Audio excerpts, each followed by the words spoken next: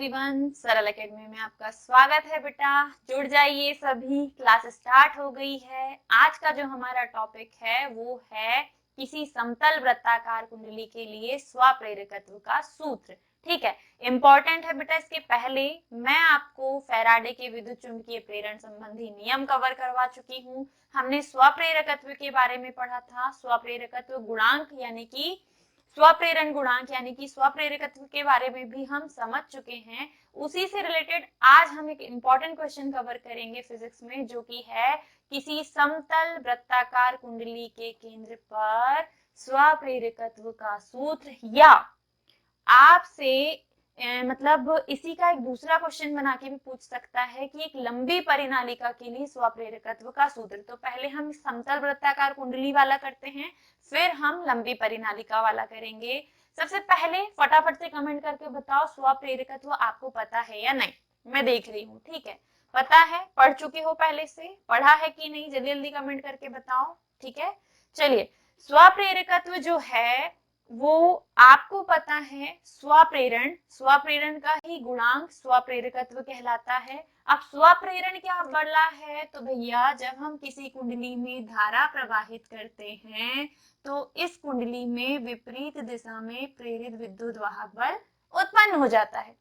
यही ठीक है, जब आप किसी कुंडली में धारा प्रवाहित करो तो विपरीत दिशा में प्रेरित विद्युत वाहक बल उत्पन्न हो जाता है, जो कि धारा का प्रवाह बंद करने पर जिस दिशा में धारा बह रही थी उसी दिशा में धारा को प्रवाहित करने लग जाता है थोड़े से समय के लिए। और ये जो पूरी घटना होती है ये होती ही इसीलिए है क्योंकि कुंडली से संबद्ध फ्लक्स यानी कि फाई में क्या होता है, परिवर्तन। इस घटना को जिसमें हम जिस कुंडली में धारा प्रवाहित करें उसी कुंडली में प्रेरित विद्युत वाहक बल उत्पन्न होने की घटना को हम क्या नाम देते हैं, स्वप्रेरण। और इसी स्वप्रेरण का गुणांक हमने बोला था स्वप्रेरकत्व और दर्शाया था L से, और L का फॉर्मूला हमने निकाला था फाई अपॉन आई। क्या याद आया? अब भी कुछ दिन पहले पढ़ाया है मैंने, भूल गए हो ना तो खूब कुटाई होगी। जल्दी जल्दी बताओ, याद आ गया ना क्या है स्वप्रेरकत्व और क्या है स्वप्रेरण गुणांक? ठीक है, डन। चलिए, आज हमें इसी के लिए निकालना है स्वप्रेरकत्व का सूत्र, लेकिन किसके लिए, एक समतल लंबी परिनालिका के लिए।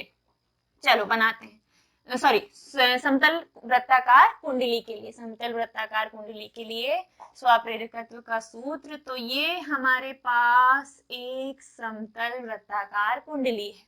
ठीक है, वृत्ताकार मतलब ऐसे गोल गोल गोल गोल लिपटी हुई, एक के ऊपर एक के ऊपर एक, ऐसी आपके पास एक कुंडली है। लेकिन फेरों की संख्या सेग्रीगेट करने के लिए मैडम ने इसको ऐसा बनाया जैसे आपकी बुक में बना हुआ है। ये जो कुंडली है इसमें फेरों की संख्या है बेटा n। वृत्ताकार कुंडली में फेरों की संख्या है n। चलिए, इसके जो फेरे हैं इनकी त्रिज्या है r, फेरों की त्रिज्या r, और हम कुंडली में धारा प्रवाहित कर रहे हैं I। जैसे ही आप धारा I प्रवाहित करोगे कुंडली से संबद्ध फ्लक्स होगा फाई। कुंडली में फ्लक्स जनरेट होगा जो कि क्या होगा, फाई। डन। हमें निकालना है इस समतल वृत्ताकार कुंडली के लिए स्वप्रेरकत्व L, जिसका सूत्र होता है फाई अपॉन आई। मतलब अगर आपको L चाहिए तो आपको फाई का मान पता होना चाहिए कि कितना वहां पे फ्लक्स उत्पन्न हुआ है धारा I प्रवाहित करने पर। अगर आपको फाई चाहिए तो फाई बराबर होता है चुंबकीय क्षेत्र की तीव्रता इंटू पृष्ठीय क्षेत्रफल, ds या फिर dA। पढ़ा है बेटा हमने। मतलब शुरुआत आपकी कहाँ से होगी कि पहले तीव्रता पता करो, फिर फ्लक्स पता करो, और देन आपको मिलेगा क्या, स्वप्रेरकत्व, जहां आपको पहुंचना है। ठीक है, तो कुछ पाने के लिए कुछ खोना पड़ता है। खोना ये कि मैडम इसे मिटा देंगी अब, है ना, क्योंकि हमें निकालना है सूत्र और उसके लिए इसकी जरूरत अभी नहीं है। चलिए देखें, यस, चित्रानुसार एक समतल वृत्ताकार कुंडली प्रदर्शित है जिसमें फेरों की संख्या n है। जिसमें प्रवाहित धारा I है, कुंडली के फेरों की त्रिज्या R है और कुंडली से संबद्ध फ्लक्स फाई है, तब कुंडली के केंद्र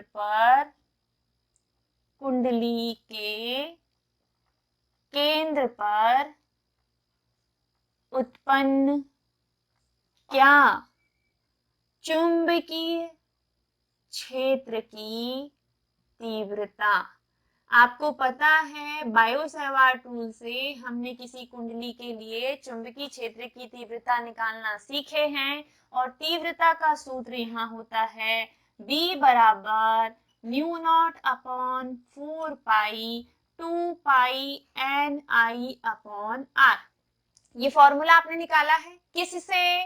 बायो-सैवार्ट के नियम से। किसके लिए? वृत्ताकार कुंडली के लिए। उसके केंद्र पर चुंबकीय क्षेत्र की तीव्रता होती है बेटा B is equal to mu not upon 4 pi 2 pi NI upon R।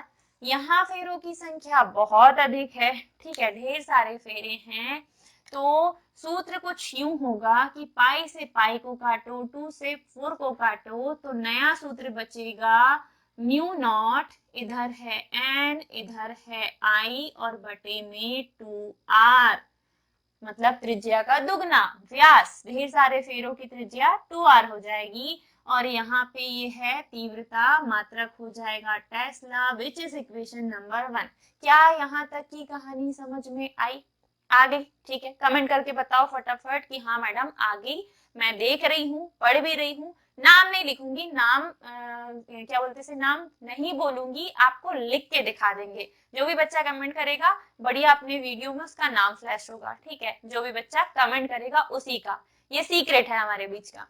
चलिए, अब चूंकि आपको तीव्रता मिल गई, तीव्रता का फॉर्मूला कैसे आया? बायो-सैवार्ट के नियम से वृत्ताकार कुंडली के लिए तीव्रता होती है mu not upon 4 pi 2 pi NI upon R। हमने कुछ काटा पीटा, जो कट रहा था, जो बचा है वही वृत्ताकार कुंडली के लिए चुंबकीय क्षेत्र की तीव्रता का सूत्र है। अब जब आपको बेटा तीव्रता मिल गई तो हम क्या निकालते हैं? फ्लक्स। क्या निकालते हैं? फ्लक्स। तो लिखिए कुंडली से संबद्ध चुंबकीय फ्लक्स, कुंडली से संबद्ध चुंबकीय फ्लक्स फाई हो तो हम जानते हैं कि फाई बराबर होता है तीव्रता इंटू प्रभावी क्षेत्रफल। तीव्रता इंटू प्रभावी क्षेत्रफल लिख के देती हूँ क्योंकि मान रखना है, तीव्रता इंटू प्रभावी क्षेत्रफल।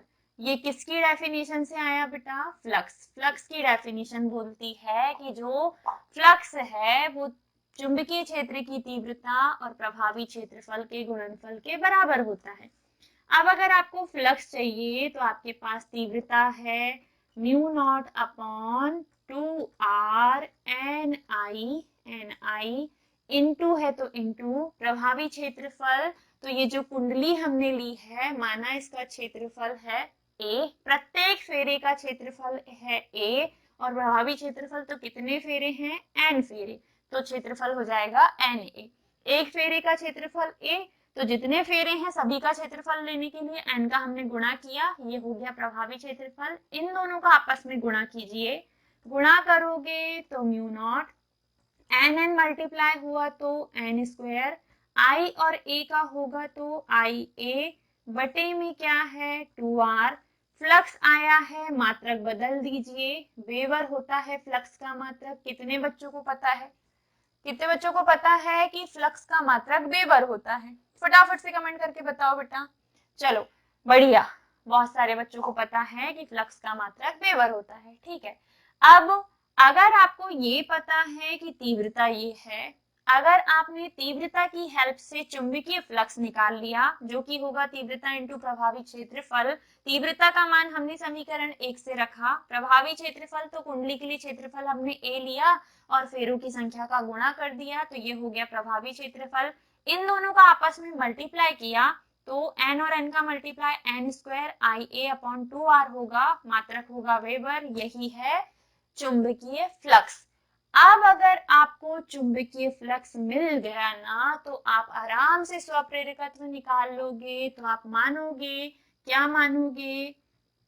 समतल वृत्ताकार कुंडली के लिए, समतल वृत्ताकार कुंडली के लिए स्वप्रेरकत्व, स्वप्रेरकत्व क्या हो? L हो। तो स्वप्रेरकत्व L हो तो वी नो, हम जानते हैं कि स्वप्रेरकत्व यानी कि L बराबर होता है फाई अपॉन आई। L बराबर क्या होता है बेटा? Phi upon I. अगर आपने तीव्रता निकाल ली और आपने फ्लक्स भी निकाल लिया तो आप आराम से स्वप्रेरकत्व निकाल सकते हैं। स्वप्रेरकत्व का फॉर्मूला लगाइए। फॉर्मूला है आपका L बराबर फाई अपॉन आई। अगर आप इस सूत्र में जो आपने स्वप्रेरकत्व का लिखा है उसमें फाई का मान समीकरण 2 से उठाकर रखें तो यहाँ लिखिए समीकरण 2 से, इक्वेशन नंबर 2 से फाई की वैल्यू क्या है? फाई की वैल्यू है mu not N square I A upon 2r। ठीक है, लिखा हमने। बटे में क्या है बेटा? आई, तो यहाँ आई लिख दो। फाई का मान म्यू नॉट एन स्क्वायर आई ए था, हमने लिखा। बटे में था 2r और यहाँ पे बटे में आई पहले से है तो आई इंटू में लिख दिया, क्योंकि थर्ड बटे वाला वैसे भी पलट के सेकंड में आएगा। अब जब ऊपर भी आई है नीचे भी आई है तो बड़े डिस्ट्रैक्ट कर रहे हैं मैडम को, काटो इनको, हटाओ यहाँ से, फेंको। ठीक है, आई से आई कैंसिल हुआ, क्या बचा? L is equal to mu not N square A के अपॉन में 2r। खुश हो जाओ क्योंकि ये जो आया है यही है कुंडली के लिए स्वप्रेरकत्व का सूत्र और इसका मात्रक होगा हेनरी। डन। 3 मात्रक मैंने आपको अभी रट्टा मरवाए हैं। पहला, तीव्रता का मात्रक होता है टेस्ला। दूसरा, फ्लक्स का मात्रक होता है वेबर। तीसरा, स्वप्रेरकत्व या स्वप्रेरण गुणांक का मात्रक होता है हेनरी। और ये जो इक्वेशन आया है mu not N square A upon 2r, यही है कुंडली के लिए। कौन सी कुंडली के लिए? समतल वृत्ताकार कुंडली के लिए स्वप्रेरकत्व का सूत्र। ठीक है, आ गया फॉर्मूला? खुश हो गए? लेकिन रुक जाओ, थम जाओ, होल्ड करो, यहीं रहो, कहीं नहीं जाना, क्योंकि अभी आपका थोड़ा ही इक्वेशन आया है, थोड़ा सा और बाकी है। लेकिन उसके पहले ये समझिए कि जब ये क्वेश्चन आपसे पूछेगा ना तो क्वेश्चन ऐसे पूछेगा, मे बी, हो सकता है ना भी पूछे। क्वेश्चन का टाइप रहेगा कि समतल वृत्ताकार कुंडली के लिए स्वप्रेरकत्व का सूत्र स्थापित कीजिए और इसे प्रभावित करने वाले कारक भी बताइए। किसे? स्वप्रेरकत्व को प्रभावित करने वाले कारक भी बताइए। ठीक है, तो स्वप्रेरकत्व को पता करने के लिए हमने पहले फ्लक्स निकालना है। फ्लक्स निकालने के लिए हमें पता होनी चाहिए तीव्रता, तो हमने शुरुआत की है तीव्रता से। हमने एक वृत्ताकार कुंडली ली है, एक ही तल पर एक ड्रुब लो, इसके ऊपर ढेर सारे तारों को लपेट दिया, बन गई क्या बेटा? कुंडली। आपने जो कुंडली या कॉइल तैयार की है उसमें आपको प्रवाहित करनी है धारा। कुंडली का क्षेत्रफल होगा A, इसमें जितने तार आपने लपेटे हो हर एक तार मतलब फेरों की संख्या 10, 15, 20, 25 जितनी भी है आपने माननी है N। आपको कुंडली के प्रत्येक फेरे की त्रिज्या लेनी है R और जैसे ही धारा प्रवाहित करोगे तो कुंडली के लिए फ्लक्स आप मानेंगे क्या? फाई। डन। ठीक है, अब जब आप पहले तीव्रता निकालोगे तो आप कुंडली के केंद्र पर तीव्रता निकालने के लिए फॉर्मूला लिखेंगे B mu not upon 4 pi 2 pi N I upon R, जो कि हमने वृत्ताकार कुंडली के लिए निकाल चुके हैं पहले से ही बायो-सैवर्ट के नियम से। ठीक है, मैंने पढ़ाया है प्रीवियस लेक्चर जो इसके पहले के चैप्टर में है बायो-सैवर्ट नियम वाले में, उसमें जाके देखना, पढ़ना, समझना। चुंबकत्व चैप्टर में गतिमान आवेश और चुंबकीय क्षेत्र, इसमें ये सब है। ठीक है, अब जब आपने तीव्रता निकालनी, आप फ्लक्स निकालिए। फ्लक्स के सूत्र में आपने तीव्रता का मान रखा, प्रभावी क्षेत्रफल लिखा, दोनों का आपस में गुणा किया तो n और n का हुआ n स्क्वायर आई और a बटे में 2r, मात्रक हो गया वेबर, ये आ गया है हमारा फ्लक्स। डन। कमेंट करके बताओ फटाफट, समझ में आया यहाँ तक? आगे बढ़ जाऊं? बढ़िया, कोई दिक्कत नहीं, कोई परेशानी नहीं? आए भी तो कोई नहीं, हम बैठे हैं यहाँ और समझाने के लिए। अब अब चूंकि आपको वृत्ताकार कुंडली के लिए स्वप्रेरकत्व चाहिए, तो स्वप्रेरकत्व का सूत्र L बराबर फाई अपॉन आई था। फाई का मान हमने यहाँ से उठा के रखा बेटा, पहले से आई था, आई से आई कैंसिल किया, जो बचा वही आपके स्वप्रेरकत्व का सूत्र है। ठीक है, but if any condition by chance इसके फॉर्मूले को थोड़ा सा और आगे बढ़ाना हो ना, तो कुछ नहीं करना, आप बढ़िया से कुंडली का जो क्षेत्रफल है ए, उसका मान लेना पाई आर स्क्वायर। गोले का क्षेत्रफल ही कुंडली का क्षेत्रफल होगा, और गोले का क्षेत्रफल क्या होता है, क्योंकि वृत्ताकार कुंडली है ना, वृत्त के जैसा मोड़ा है, तो वृत्त का क्षेत्रफल क्या होता है, पाई आर स्क्वायर। तो जो क्षेत्रफल आपने लिया है उसका मान क्या होगा, पाई आर स्क्वायर। तो इस इक्वेशन में आपने जो एल लिया है म्यू नॉट एन स्क्वायर, ए का मान रख दो बेटा पाई आर स्क्वायर, और बटे में पहले से है 2r, एक आर से एक आर को उड़ा दो, जो बचा है mu not N square pi R के बटे में 2। ये जो आया है ये भी वृत्ताकार कुंडली के लिए स्वप्रेरकत्व का सूत्र है, और इसका भी मात्रक है henry. Mu not N square pi R upon 2 जो आया है ये भी स्वप्रेरकत्व का सूत्र है, और इसका भी मात्रक क्या होगा बेटा, हेनरी। अगर आपसे पूछे कि स्वप्रेरकत्व को प्रभावित करने वाले कारक बताओ, तो सबसे पहले आप लिखना फेरों की संख्या। ठीक है, पहली साइड हेडिंग दोगे फेरों की संख्या। फेरों की संख्या जितनी ज्यादा होगी, वैल्यू ऊपर है ना, भाग नहीं देना, ठीक है, तो ऊपर वाली वैल्यू आप ज्यादा से ज्यादा ले सकते हैं। तो फेरों की संख्या जितनी ज्यादा होगी उतना ज्यादा ही फ्लक्स जनरेट होगा, और अगर फ्लक्स ज्यादा जनरेट होगा तो स्वप्रेरकत्व का मान भी अधिक होगा।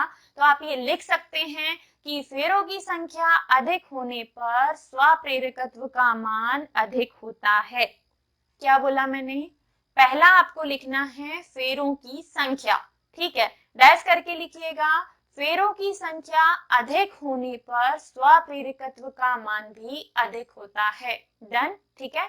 दूसरा आप लिखना, दूसरा क्या दिख रहा है बेटा, तो दूसरा दिख रहा है क्षेत्रफल। क्षेत्रफल में आप लिखोगे क्षेत्रफल का मान अधिक होने पर स्वप्रेरकत्व का मान भी अधिक होता है। ठीक है, डन।